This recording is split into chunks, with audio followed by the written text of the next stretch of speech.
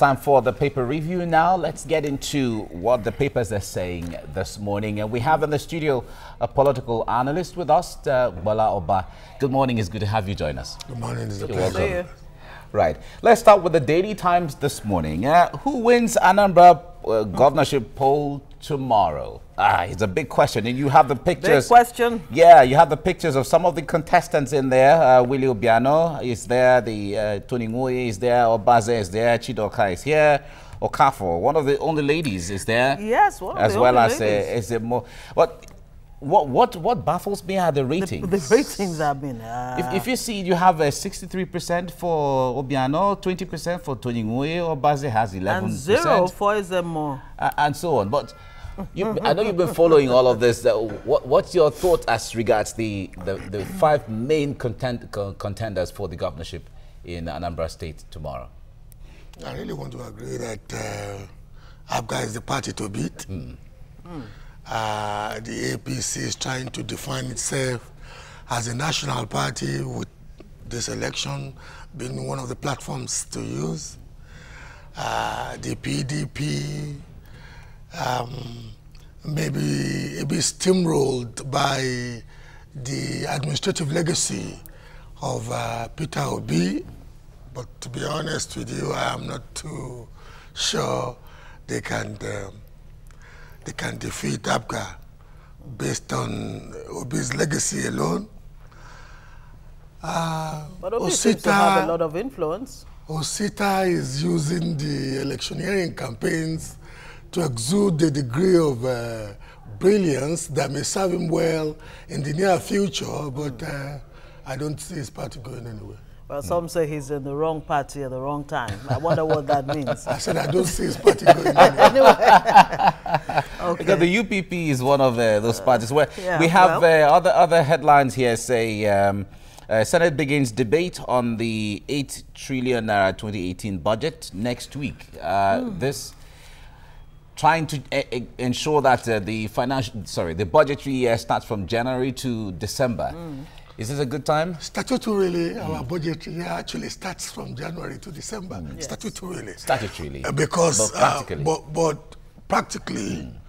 Because we've consistently defaulted in doing the right thing at the right time. We've almost made ourselves to believe, and indeed kids to believe, that the financial year rose, say, between July and the end of the year. Well, of course, Mr. President has said, you know, he really wants that the president must be commended to come back to what it used to be, January to December.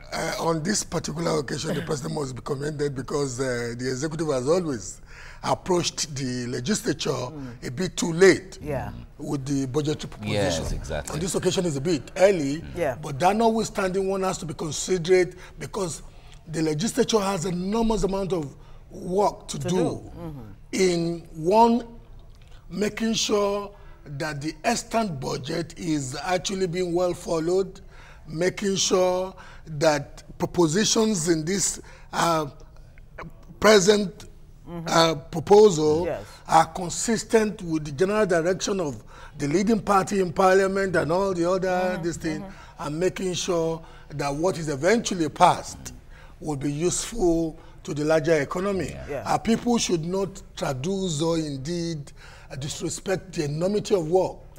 Obviously, there's going to be a lot of work. They got their work cut out for them. The Punch says 93-year-old Mugabe resists military pressure to resign. He should be ashamed of himself. He should be ashamed of himself. He should be ashamed of himself that the generals he made from nappies, the people that he made from nappies are the ones that are basically telling him now to do the right thing. He had it coming, didn't he? All right. He asked for it. Yes, absolutely. Do more to address Nigerians' suffering. Tinubu tells Buhari. Of course, you have the full detail of that speech on page 7 of the Punch. Yes, of course, Tinubu is saying, yes, you've done quite a lot, but there are still so many poor Nigerians that you cannot afford to ignore. And that is a voice that, that is the nature of how political parties should be encouraging themselves to excellence. It's easy sometimes to see it in a well air-conditioned room or hall, pat yourselves at the back, family affair kind of discussion. Make yourselves believe that you are, you know, ever since the invention of sliced bread, you lot have been the greatest blessings to. But you know what? Out there, the reality is that governance could still be improved to address issues that most Nigerians are contending with. Yes. And if it's coming from inside the party in a non-vitriolic, non-antagonistic, but indeed encouraging manner, it is very, very commendable. good. Okay. All right, let's move to the Nation newspaper. We have How to Lead Nigerians Out of Poverty. That's by Bola Tinubu there, talking about there was a review of the book presented by the media crew of the president yesterday, and talking about different things. But generally, when it comes to the issue of poverty, a lot of people, a lot of Nigerian leaders in the past have brought up different schemes and different agenda and proffering different solutions. But government walking the talk is always the challenge. Nigeria is a very big country, population size-wise and indeed geographically. And, you know, sitting there, I've mentally reviewed some government policies targeted at poverty alleviation. Poverty alleviation, and one cannot say that past administrations have not tried. It's just that they've not tried enough. And we must be far more systemic. So it's important for this government to actually find out, you know, why did those measures in the past fail, so that, you know, whatever government is putting in place now, whether it's SIP, you know, conditional cash transfer, and all the rest of them, that they don't go the same way as the old measures did. Okay. But the point there is, when it comes to this poverty stuff, we have seen national programs being very effective before. Remember the days of MAMSA, even the days of PTF. In every village you go to, in every general hospital, you see primary schools, higher institutions felt the impact of PTF, which means it can be done. National programs can actually be effective. It can be done, but for it to be systemic and sustainable, is another thing. A bit of inventiveness, a bit of creativity, and a bit of reality. And consistency. Calibrating policies to reality must be done. Okay. All right, do you have any more there? Okay, the Daily Sun reports this tragedy that hit Lagos as 9 died in road and train crashes. Scores also injured in Lagos-Ibadan Expressway and Agege accidents. A very, very unfortunate one there, especially in this Ember months, which have come to be nothing equated with too dramatically different in the Ember months, except the fact that people are a bit more aggressive, wanting to tidy the accounts for. That's the point. That's why Christmas. It's different from other months. But we really must also try and live like human beings and not like lower animals. Let's be very honest with ourselves. If you've ever driven through any of the rail crosses in Lagos, you will know that there are mostly dangers waiting to happen. Yes. Be it Ilupeju, be it Yaba. I don't see a well orchestrated system. Look, most of us now use mechatronic gates in our houses where you just point at. So why can't you have that at the rail? At the gate, and the physical iron bars move and you drive in. And yet you go to where thousands of lives could be lost, and all you see is a manual gate. A guy may be sleeping, may not even be aware that the train is coming. Exactly. And you are left. And most times, you know, traffic is such that the next person wants to kiss the person in front, and bumper literally across a rail. You just wonder. Senate report indicts Obasanjo and Jonathan. Claims ex-president used police to persecute governors. Is there anything we don't know already? Okay, let's just leave it there. We have the Vanguard here, which says that why Intel sister firms lost work visas. That's by the federal government. We know that Intel and the NPA have been having issues, in fact, disagreements. Just coincidentally after somebody's presidential ambition. Exactly. That's why a lot to are saying that...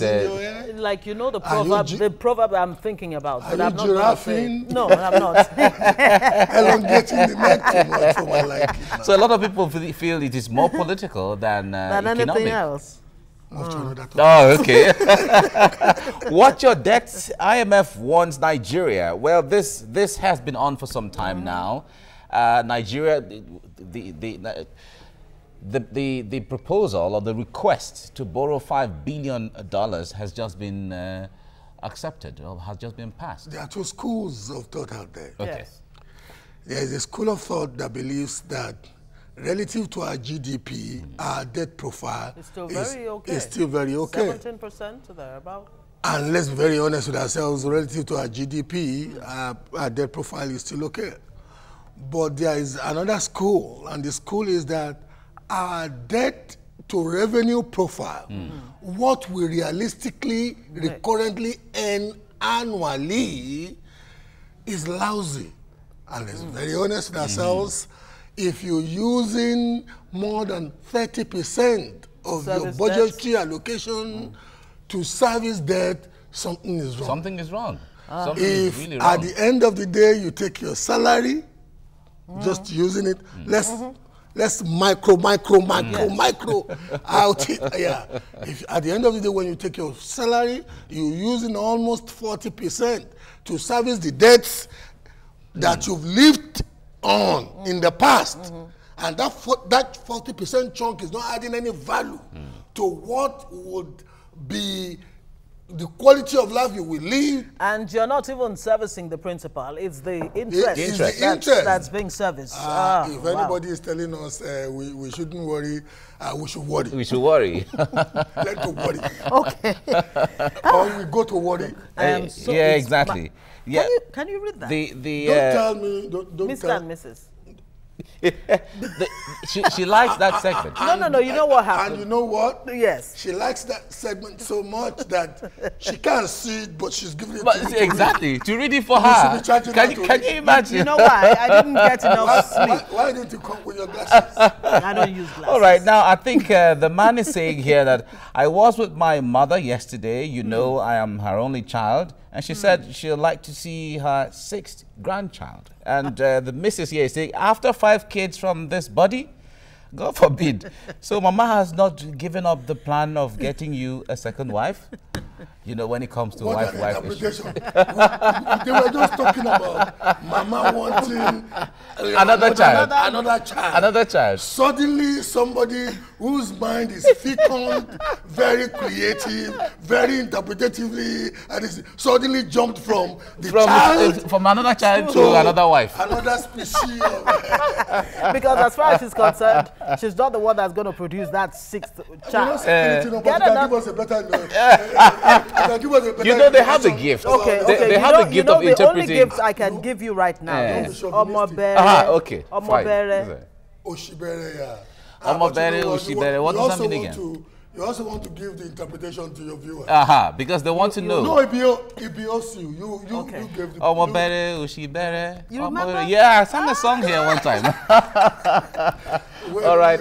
Thank you. When you don't have a planned family, you're asking. Yeah, you're asking for poverty. Exactly. The Independent National Electoral Commission Thursday began the distribution of non-sensitive materials for the Anambra State governorship poll. Yeah, the INEC office in Oka was cordoned off by heavy security operatives as the materials were shared in the presence of party agents. Now, 37 political parties will slug it out at the poll on Saturday. Meanwhile, the governorship candidate of the United Progressive Party, Osita Chidoka, is worried about the new method of collating results from the ward introduced by INEC. He believes it is prone to manipulation. INEC had told us that Anambra State will be one of the states for the pilot scheme for the use of the e-transmission, the electronic transmission from the polling unit straight to the servers. I heard that an INEC commissioner had announced that INEC will no more be doing the transmission from the polling unit to the servers, but that they will be doing it from the wards at the ward collation point. Now, the challenge in Nigerian elections have always been that transmission, manual transmission from the polling unit to the wards. That is where people interfere, mutilate, and disregard results.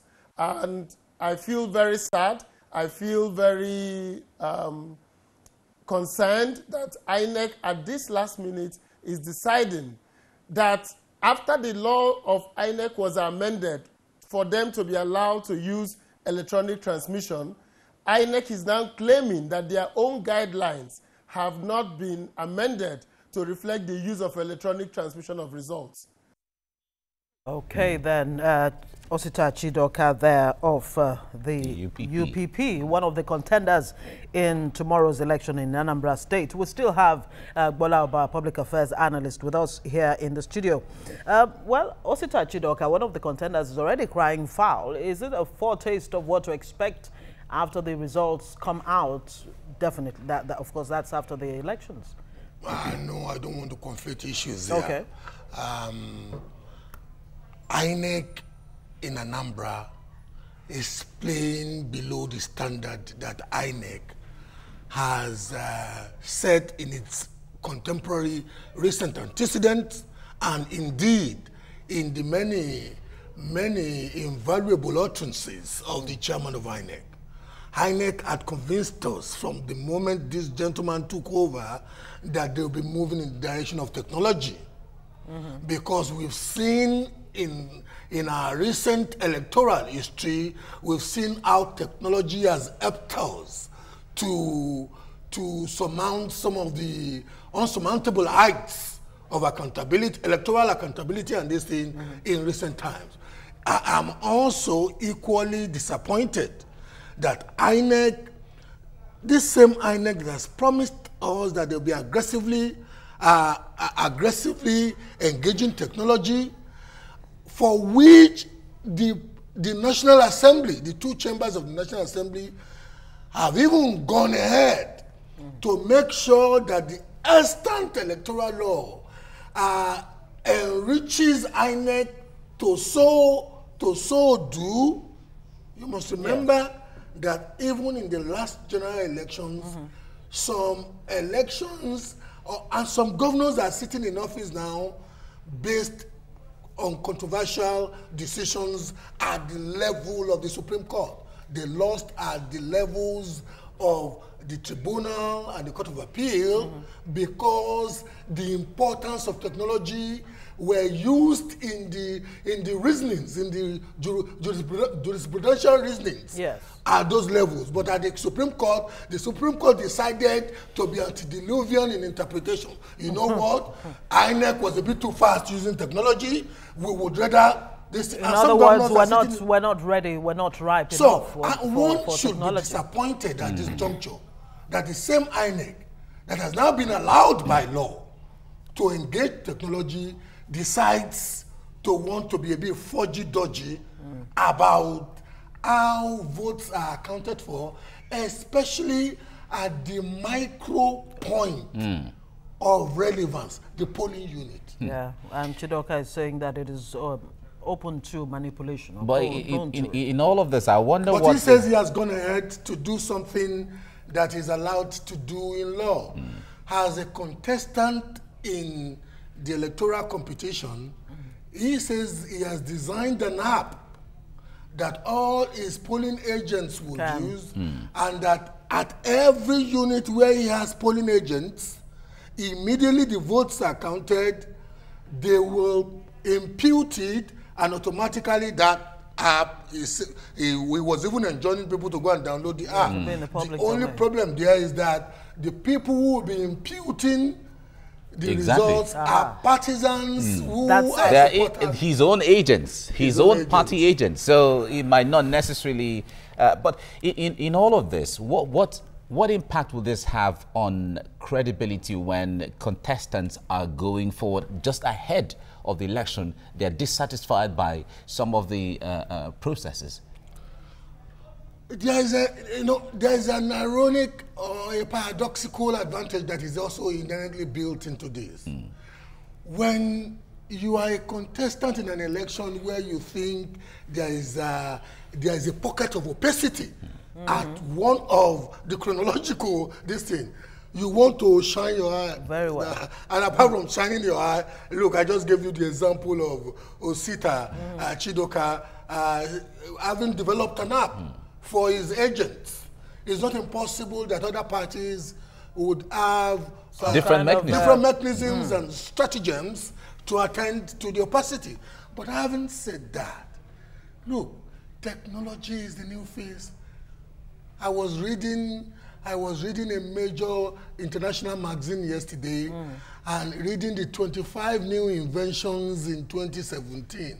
My brother, apart from the vehicle that can now run more than 200 miles based on battery power, you have inventions like a mug. This TVC mug, maybe when next I come here or in the not so distant future, the coffee you put in it will maintain the same temperature for the duration of my stay. And a Japanese scientist is already coming up with another kind of paper. Technology is the new face. Exactly. So when you see organizations in Nigeria, especially manned by people who are well lettered, PhD holder in history. Okay, you know what, let's put you on hold, Gola, but before we let you get too emotional on us this morning. Now, looking at the process that's leading to this election, whether you're talking about security and some new innovations that we hear that INEC has put in place, how do you think it will rub off eventually on the outcome of this election? 27,000 security, booths will be on ground. Because of security concerns, as always in any election in Nigeria. And we're still 27,000 pair of boots, indeed about 47,000. Exactly. 15 gun boats, 3 helicopters, yes, and 3 commissioners of police. I'm sitting here thinking, you know what? One would have wished that it's not that lousy. One would have loved that our elections, like in most other polities, equivalent to ours in democratically, that you could cast your vote and then go for a party or go fishing, or something. But we are where we are, and we are where we are because, especially at the gubernatorial level. These elections are still pronounced security matters. And you see, the analogy I give people who are a bit concerned and who tend to want to condemn INEC or condemn the police or condemn the security agencies is, how is money moved in Nigeria? We've been to other jurisdictions in the world, and when money is being moved, you seldom know. You don't know. You know, exactly. But in Nigeria, the drama with which money is moved, you see people you see guns. That in itself would attract the people you don't want. And to be honest with you, the gubernatorial seat in Nigeria is still money being moved, and it better be well guarded. Because people are ready to do the unbelievable to attain that office, given the inherent perks and the inherent less majesty and the inherent. So security cannot be underplayed in matters pertaining to the elections of a governor, indeed the elections of the ordinary chairman of a local government. Still a do-or-die affair. For most people are still very desperate about it. Nigeria, and for most people who call themselves politicians, or should I use the patronizing and a bit condescending word politicos, is still the biggest business in town. Either at the local government, at the state, or indeed when you go into the Senate or the House of Representatives at the center, because what more businesses out there do thrive as political appointments or political being elected into political offices. Okay. Now, Anambra State is seen as one of the states with very conscious political voters, if I have to put it that way, or very enlightened people. But what will be the issues that would discern or direct people's voting patterns at this election? Security would be one, because Anambra not too long ago suffered a major malignancy in that respect. At a point, my Indigo friends were even refusing to go home. Things have improved a bit, but it will be very delusional. I see Obiano and his campaigners going about using security as though Anambra is now a Nirvana or an El Dorado of a sort, security-wise. It has improved dramatically, because you must remember that under the former governor, as about 60-something very important Anambrarians were kidnapped whilst visiting their homestead, and indeed a commissioner, a sitting commissioner, was kidnapped, and his corpse is yet to be found till today. So security, because security defines every other thing. Security and, of course, infrastructure. But in the area of security, in the area of security, let's dwell on that before we go. The governor does not have absolute or exclusivity of power, or cannot decide. But the creativity of the governor and the extent to which the governor can use the limited real politic power he has when it comes to managing the security infrastructure, and his honesty will go a long way. We know that there's a constitutional dystopia or a constitutional contradiction.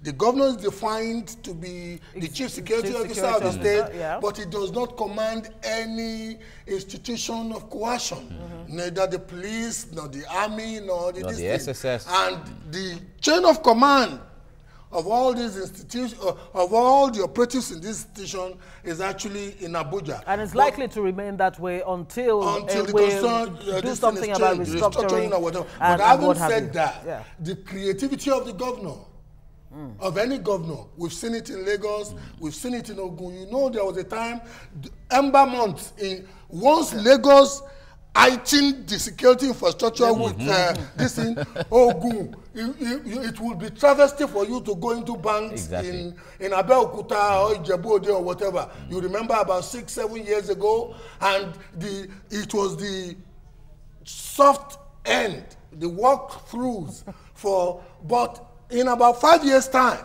past, that seldom up, they've moved further out to places like Ondo and this thing. So the creativity of the governor too is important. Absolutely, absolutely. Now, Buhari's visit, Ohaneze and Igbo leaders came up with, a shopping list. Top of it, infrastructure.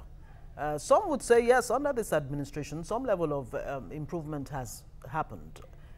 Infrastructure-wise, but there's still a whole some level of improvements have been better mouthed than not happened. Okay. It's ironic that the second Niger bridge, for example, we're told that the pillars are going down. But until that bridge finishes or completes, for me, because we've seen past administrations too said they had commissioned, indeed somebody was said to have commenced construction. Okay, let's even just leave that. Let's go back to the issues at hand right now. Buhari was in the southeast, went to Ebonyi, and of course, showed support for Tony Nwonye, the APC candidate in Anambra State, while commissioning some other projects. Do you see that visit helping the candidates? I don't have too much of a good news for APC in that respect. The circumstance of the visit was very patronizing. Very, very. So? Oh yes, it was. And the Indigbos and especially the Anambarians, like you rightly said, are a bit more schooled than you must remember that the tenure of this presidency is almost 3 years now, about 2 years and 8 months thereabout. And that was the first time in a 4-year tenure that the president was going in that direction. Some will tell you he hasn't been to some other parts of the country too in 2 years, in that number of years. Don't let's go there. We don't want to be going into the nitty-gritty of the president's itinerary and this thing. But you know, he has visited. Whether you like it or not, that could no longer be used against him. It was just coincidental that he visited, on the one hand, to do his presidential task in Ebonyi, but partisan politics also took him to Anambra State. To Anambra. And if I were an Anambrarian at this juncture, and I've been thinking, okay, if I no come, if not, we say he won't come campaign for him Peking. Exactly. Well, maybe it was just the opportune time and fantastic. Okay, that is the same thing he said. Just coincidental. Because the coincidence is very striking. Can it now be the stone that should kill the biggest electoral Goliath for him in that direction? I'll tell somebody, don't be too drunken on optimism on this occasion. There may be times for... Now, speaking of Goliath, there seems to be a Goliath of godfatherism hovering over this election. Of course, we know that Obiano has not necessarily been in the good books of the man who, you know, he disposed of his godfather. Yes. And that seems to be the pattern everywhere you look. You know, godfathers push their godsons. Yeah, their godsons. Their godchildren. Their godchildren. Exactly. Let's use equal opportunity. Exactly. Yes. No, I agree with you. Godchildren. I agree. But I'm not playing the feminist card. It's children. It's children. No, I know. It's children. I know you. It's children. You don't play the feminist. You don't. I just want balance. Exactly. So godfatherism. Okay. Is it still an issue for Anambrarians when we say that the Anambra are very, very discerning when it comes to what they know is what they need and what they want at the appropriate time? Anambra is just at the point where they may rubbish the phenomenon. Okay. Let's be very honest with ourselves. Obiano became a governor on the back of Peter Obi's larger-than-life goodwill with the Anambra people. Along the line, they fell out. And Obiano is going into these elections now as a godfatherless candidate with many fathers. You must remember that a number of Anambrarians of repute and big names have validated or kind of adopted him. That's not the conventional godfatherism, the phenomenon as we know it.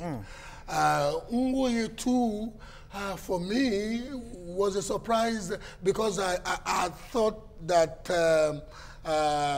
the former special advisor to the president on the sitting senator with that large purse and who was once a governor but was denied the governorship out of sheer technicality and pronouncement of court. Yes. I was thinking it was just going to do a run over at the APC primaries. So it's not business as usual? In this Anambra peculiar field that we're looking at now, godfatherism may not be too much of, except for Osaze, who says, you know what, Peter Obi is... Obaze, you mean? Sorry. Obaze, who is like Peter Obi is the larger-than-life godfather figure. This thing. But even at that, Obaze also is coming into this with a lot of, with rich antecedents in terms of accomplishments. Apart from having been twice secretary to the state government, he was an international diplomat, the UN. very astute, intellectually robust, and this. So